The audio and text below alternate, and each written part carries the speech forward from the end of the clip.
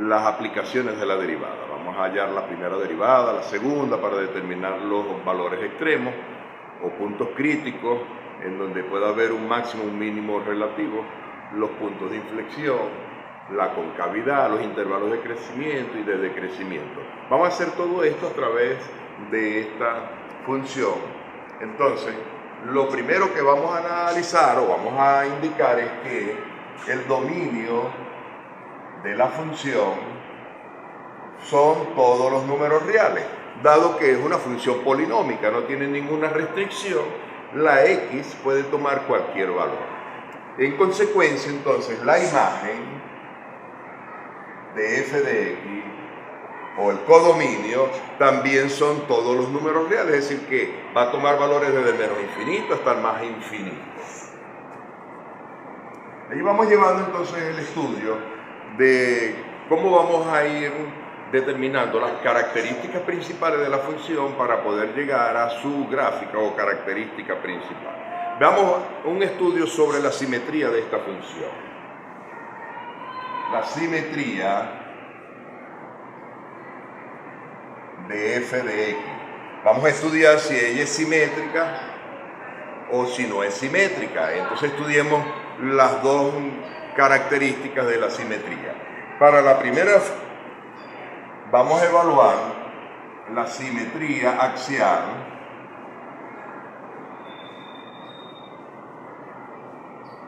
respecto al eje x. Esto es que f de x sea igual a f de menos x. Entonces decimos que si se cumple eso, la función es par y tiene una simetría respecto al eje de las y, respecto al eje de las y. Corregimos allí, no es con respecto al eje de las x, sino con respecto al eje de las y. Podemos observar entonces que si nosotros sustituimos la x por menos x, nos quedará entonces que f de menos x es igual a x elevado a la 4 menos x elevado a la 3, dado que el exponente cúbico nos va a dar como resultado el valor negativo, menos 35 por x al cuadrado, el exponente par lo convierte en positivo, más 57 por x y más 90. Como podemos ver, esta función es diferente de f de x. Por lo tanto, la función dada f de x no tiene una simetría respecto al eje de la y, es decir, no es par, la función no es par. Vamos a decir f de x no es una función par.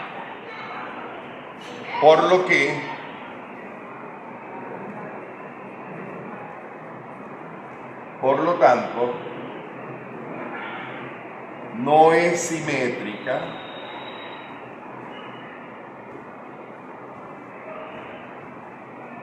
ella no es simétrica respecto al eje de las y.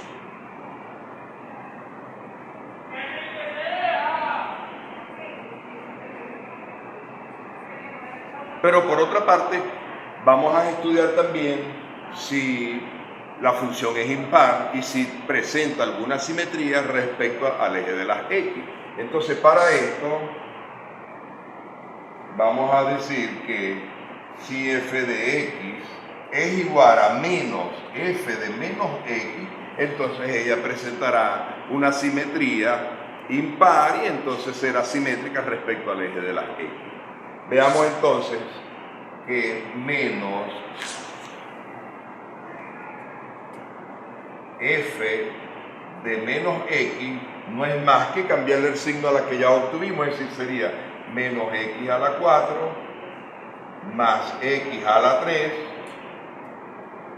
más 35x al cuadrado menos 57x más 90. Y como podemos ver, la función tampoco presenta simetría respecto al eje de las x.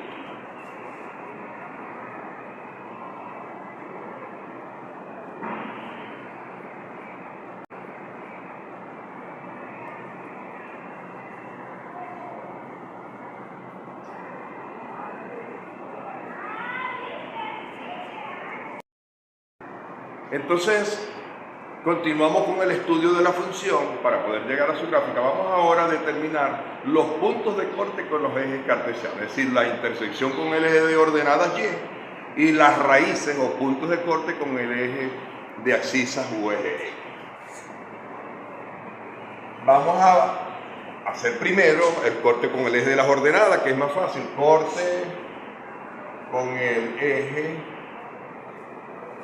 de ordenadas.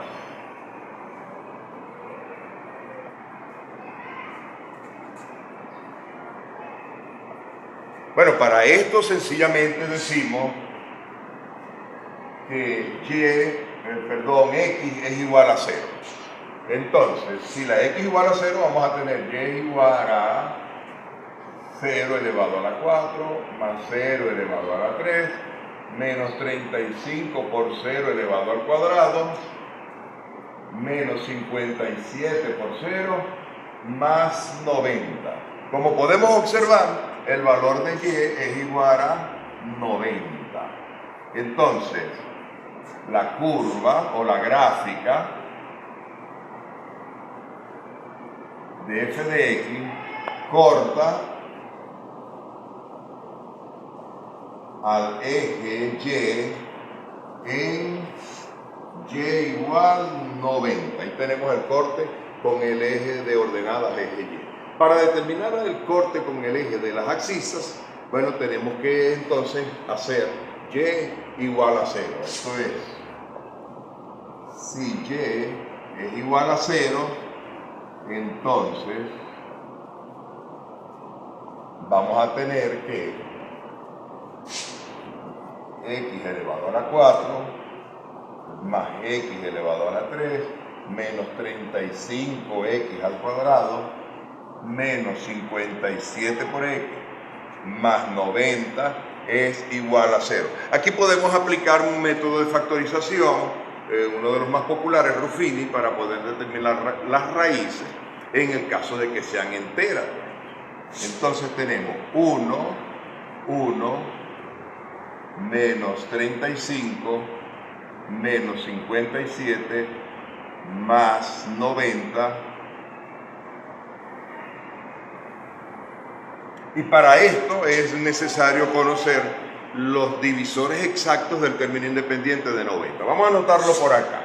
Los divisores exactos del término independiente más 90 sería el más y el menos 1. Todo número es divisible por el 1. Como es un número par, también lo divide el 2.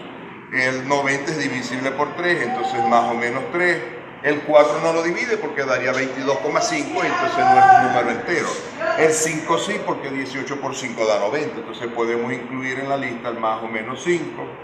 El 6 también daría 15, 6 por 15, 90, entonces el más y el menos 6. El 7 no, el 8 tampoco, el 9 también se incluye, más o menos 9, por supuesto, es divisible por 10. Y así podemos seguir. Luego vendría el 15, el 18, el 30, el 45, hasta llegar al propio 90. Pero probaremos primero con estos, que son posiblemente, en ellos consigamos algunos de los divisores exactos. Y vamos a probar con el número 1, empezando desde acá. Vamos probando uno por uno hasta llegar a la raíz. Si probamos con el 1, bajamos acá, aplicando la técnica de Ruffini, 1 por 1, 1, 1 más 1, 2, más 2, 35 menos 2, menos 33, por 1 menos 33, si los iguales sumamos, menos 90 y bingo, hemos obtenido la primera raíz. Así que el primer corte sería en más 1. Y así seguimos. Vamos a probar ahora con el menos 3. Bajando el 1, menos por más da menos, 3 por 1, 3, menos 1, menos por menos da más, 3, esto daría menos 30, y menos por menos da más, 30 por 3, 90, y tenemos la otra raíz, así que la segunda raíz sería menos 3. Luego, aquí es obvio que el menos 5 sería menos 6, menos 5, 1, menos por más da menos, menos 6, menos por menos da más, 5 por 6, 30, y aquí tenemos otra raíz,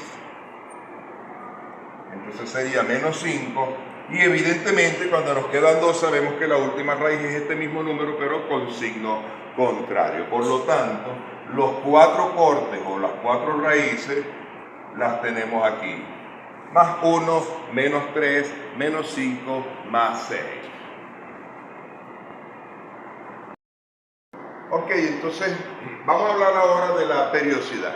Vemos que una función es periódica cuando ella se repite idénticamente cuando la variable x toma unos valores de un intervalo a otro, y ahí vemos que la gráfica de la función tiene similitud entre un intervalo y otro, entonces decimos que la función es periódica. Ahí vemos los casos de las funciones senoidales y las funciones cosenoidales, que cada recorrido de la variable x de 0 a 360 grados, perdón, o el valor equivalente a 2pi, la función comienza a repetirse. Bueno, aquí tenemos una breve definición, pero para ser más explícitos decimos que si existe un número n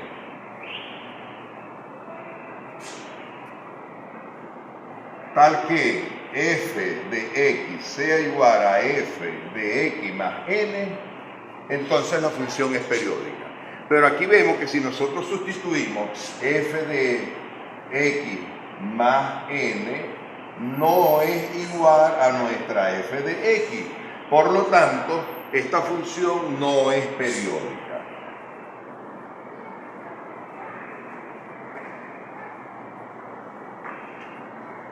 Pasamos ahora entonces con la continuación del estudio. Vamos a estudiar si f de x tiene asíntotas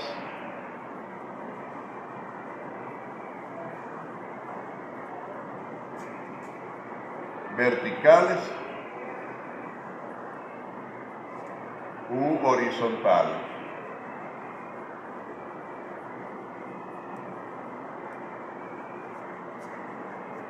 En este punto, bueno, por la definición sabemos para las asíntotas verticales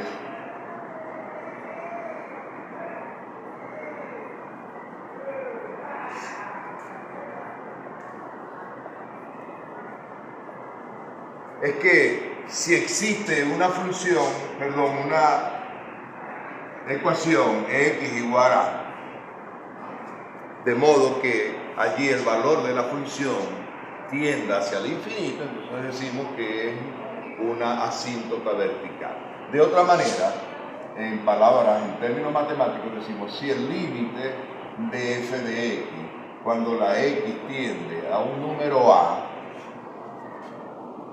es igual a infinito. En este caso, bueno, tenemos los distintos valores, si tiende a por la derecha, si tiende a por la izquierda, si nos va a dar entonces infinito, si tiende a por la izquierda o por la derecha, y nos da igual a menos infinito, decimos entonces que la recta x igual a es una asíntota.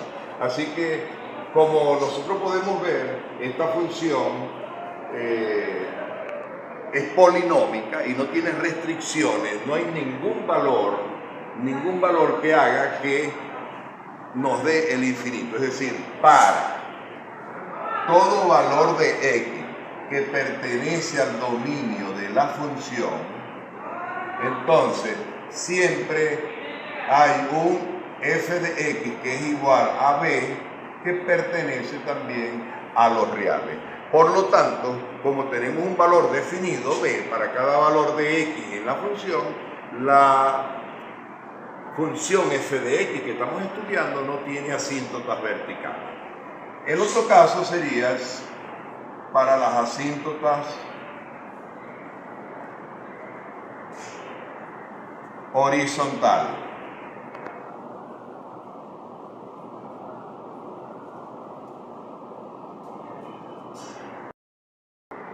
Ok, entonces continuando con las asíntotas verticales, horizontales, asíntotas horizontal. Vamos a corregir acá, asíntota horizontal.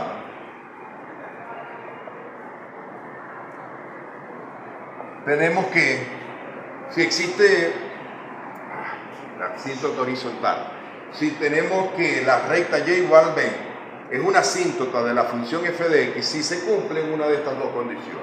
¿Ves? Entonces, cuando nosotros evaluamos el límite de la función, límite, cuando la x tiende a más infinito de f de x, vemos que esto sería igual al límite cuando la x tiende a infinito de x a la 4 más x a la 3 menos 35 x al cuadrado menos 57 x más 90. Podemos observar que eso es igual a infinito. Al sustituir la x no obtenemos ningún valor real, sino que cada vez va creciendo. Entonces no tiene asíntota horizontal. Lo mismo sucedería si colocamos la tendencia de la x hacia el menos infinito. Nos estaría dando allí hacia el menos infinito. Por lo tanto, la función f de x dada no tiene asíntotas ni verticales ni horizontales. Vamos a estudiar ahora y hablar sobre la monotonía de la función f de x dada. Bueno, primero digamos que una función es monótona si siempre guarda el mismo orden. Esto es, si desde el inicio y en todo el recorrido de su dominio ella es creciente o lo contrario, es decreciente. Entonces decimos que es monótona. Ahora, si tiene intervalos de crecimiento y intervalos de decrecimiento, entonces la función no es monótona, tiene intervalos, casualmente como lo hemos dicho. Veamos entonces acá, para hacer el estudio, vamos a tomar, sea x igual menos 6 y x igual menos 4. Como podemos ver, llamamos este x1, x2. Menos 6 es menor que menos 4. Pero f de menos 6 es igual, sustituyendo los valores de menos 6 en la función dada, obtenemos una respuesta de más 250. Entonces, f de menos 6 y haciendo lo mismo para el valor de menos 4, f de menos 4, sustituyendo el menos 4 en la función dada, obtenemos una respuesta de 0, perdón, menos 5. Estoy empleando el menos 5 es porque es uno de los cortes con el eje de las x.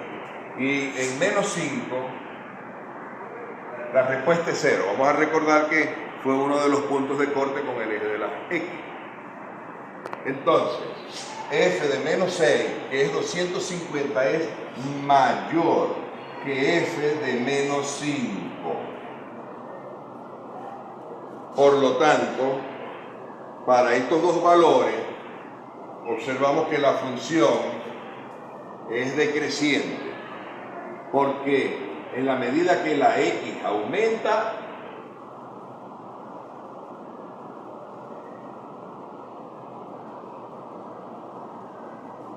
aquí baja, es decreciente. Entonces,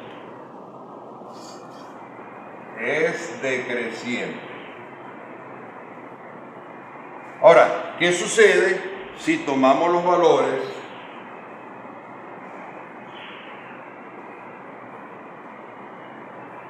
x igual menos 4 y x igual menos 1? F de menos 4 es igual a menos 50. Ya sabemos, tomando el valor de menos 4 y lo sustituimos aquí en la variable. Y nos da menos 50. Y f de menos 1 nos da un valor de más 102. Como podemos ver, menos 4 es menor que menos 1. Pero f de menos 4 es menor que f de menos 1. Y entonces en este caso la función es creciente.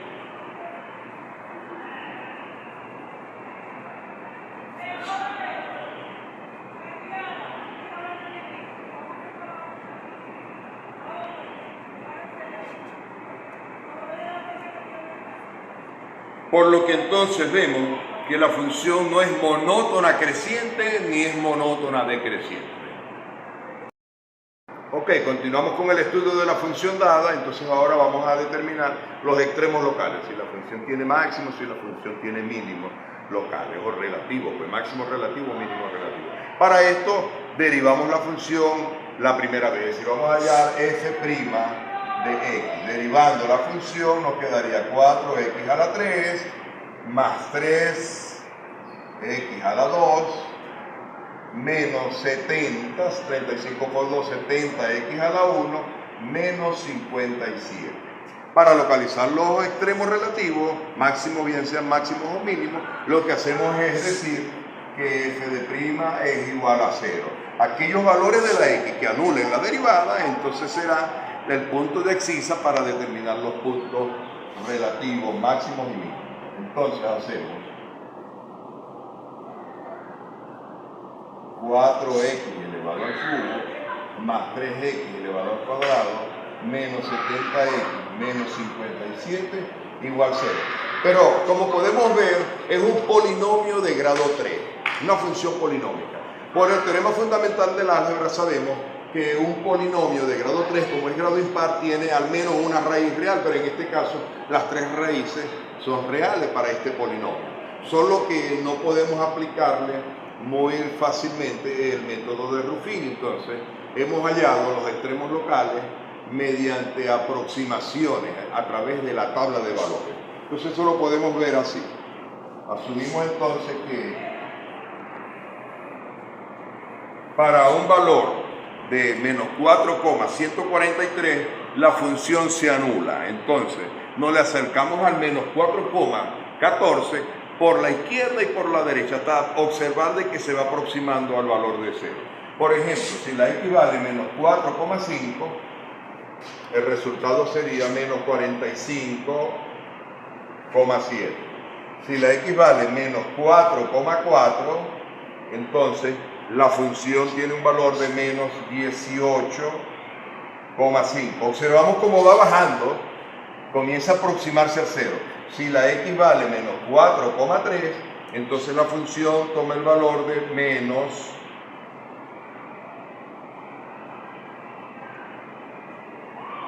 18,5. Permítame corregir aquí en el segundo valor, en menos 4 da menos 31,6. Cuando llegamos a menos 4,2, aproximándonos a través de la tabla para obtener el valor en que esto se anule. Para 4,2 sería menos 6,4. Aquí en la tabla podemos observar cómo va disminuyendo la función y vamos a obtener el valor hasta que se haga 0. Entonces, cuando la x vale menos 4,1, ya la función tiene un valor de 4,7. Observe que de valor negativo pasa a positivo. Allí hemos pasado el punto donde la derivada se hace 0. Y ese punto es en x es igual a menos 4,143. Entonces este punto se va a convertir en un mínimo relativo. ¿Cómo lo sabemos? Cuando veamos el estudio el trazado de la gráfica. A través del trazado de la gráfica vamos a observar que este punto es un mínimo relativo. Como sabemos que al derivar la función obtenemos una función de grado 3, una función polinómica, sabemos que hay 3 raíces. Bueno, en este valor con más decimales por supuesto, la derivada se anula, se hace 0. Pero debemos conseguir 3. Lo hemos hecho a través de la aproximación utilizando la tabla. Vemos acá que cuando vamos de 0,83, 0,82, al llegar a 0,81 ella cambia de positivo a negativo. Es decir, que entre 0,82 y 0,81 negativos, la función se anula exactamente en 0,816. Y allí vamos a observar a través de la gráfica que ella presenta un máximo relativo.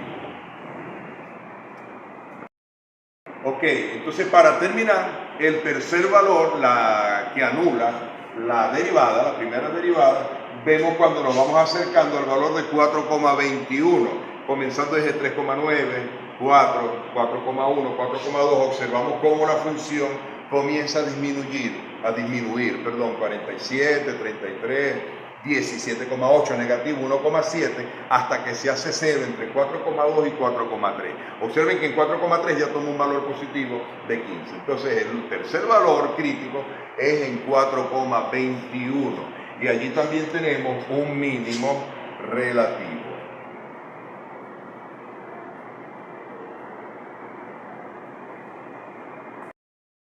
Para determinar la concavidad y los puntos de inflexión, es decir, vamos a determinar la curvatura de la función, vamos a determinar la segunda derivada y aplicamos el criterio de la segunda derivada. Bueno, tenemos que f' de x, ya lo habíamos determinado, 4x a la 3, más 3x a la 2, menos 70x, menos 57. Y para la segunda derivada, f segunda, entonces 4 por 3, 12, x cuadrado, más 6x menos 70. Luego, sencillamente, vamos a hacer f segunda de x y la igualamos a 0. Aquellos valores que anulan la segunda derivada son los posibles puntos de inflexión. Entonces, hacemos 12x cuadrado más 6x menos 70 igual 0. Tenemos que el discriminante, que es b al cuadrado menos 4 por a por c, nos da un valor de la raíz cuadrada de 3.396. Luego entonces, los puntos serían, x1 sería menos b, sería menos 6, más la raíz cuadrada de 3.396, sobre 2 por a, la a vale 12, sería sobre 24, y la otra situación sería menos 6, menos la raíz de 3.396, entre 24. Y las respuestas que obtenemos son más 2,18 y menos 2,68. Los puntos entonces, posibles puntos de inflexión sería, vamos a hablar de P1, sería más 2,18, sustituimos ese valor de 2,18 en la función original y su ordenada va a ser igual a menos 167,36. Y el otro posible punto de inflexión sería con menos 2,68, y al sustituirlo en la función f de x, la ordenada nos da un valor de más 23,85. Ok, decimos que son los posibles puntos de inflexión porque recordemos que para que sea punto de inflexión debe haber un cambio en la concavidad antes de 2,18 y después de 2,18, antes de menos 2,68 y después de menos 2,68. Así que vamos a hacer ese estudio, a ver, según el criterio de la segunda derivada, vamos a tomar x igual a más 2, que está a la izquierda. Tenemos que la segunda derivada evaluada en más 2 es igual a menos 10. Pero menos 10 es menor que 0. Y como ese número es menor que 0, entonces la función allí en este caso es cóncava hacia abajo. F de X es cóncava hacia abajo. Y un valor que este está a la izquierda, vamos a tomar un valor que está a la derecha, vamos a tomar el valor de X igual a 2,5. Entonces, la segunda derivada de F, evaluada en 2,5, nos arroja una respuesta de más 20. Como podemos ver, esto es mayor que 0. Por el criterio de la segunda derivada, entonces la función ahora es cóncava hacia arriba. F de X es cóncava hacia arriba.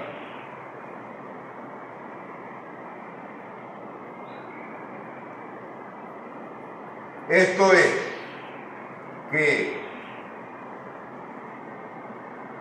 el punto P1 es un punto de inflexión. Dado que f de x cambia de concavidad a la izquierda y a la derecha de el punto 2,18 menos 167,36. Ok, entonces continuamos con el estudio de la curvatura de la función. Estamos estudiando los puntos de inflexión. Ahora para P2, que es en menos 2,68, 23,85 en la ordenada, vamos a tomar un valor antes a la izquierda de menos 2,68, esto es menos 3, y un valor que está después, esto es a la derecha, es decir, menos 2. Y estudiamos el signo de la segunda derivada en esos valores.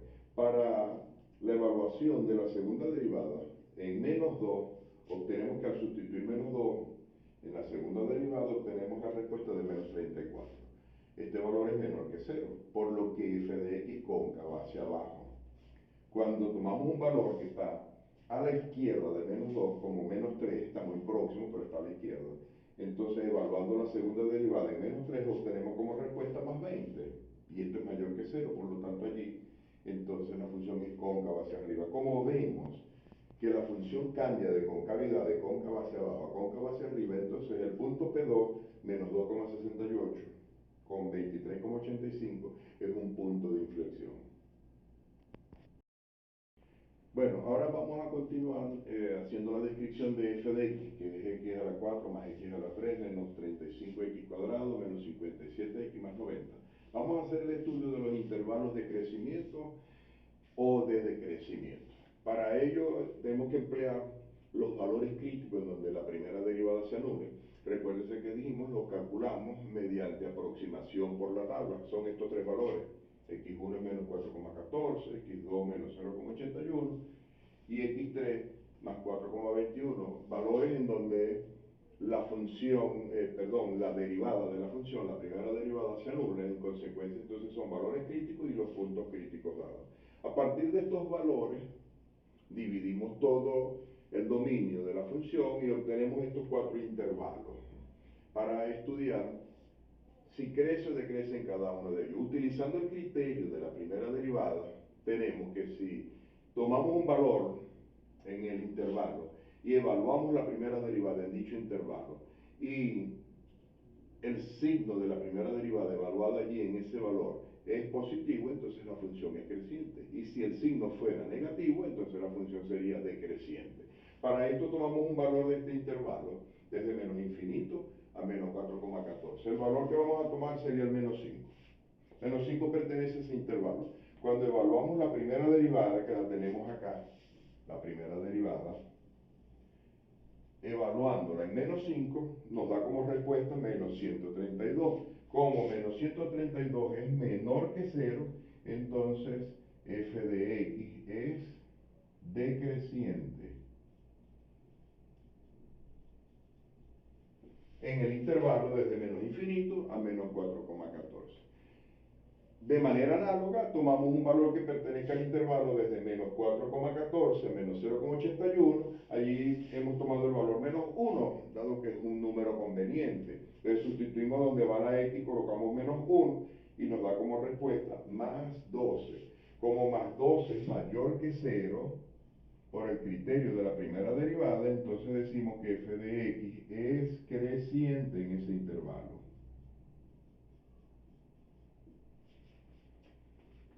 Continuamos de la misma manera, tomamos un valor que pertenezca al intervalo desde menos 0,81 hasta más 4,21. Como ahí estamos pasando de los negativos a los positivos, un valor conveniente es el 0. Evaluamos entonces la primera derivada en 0. Y esto nos da como respuesta menos 57. Menos 57 es menor que 0. Por lo tanto, la función f de x en ese intervalo es decreciente.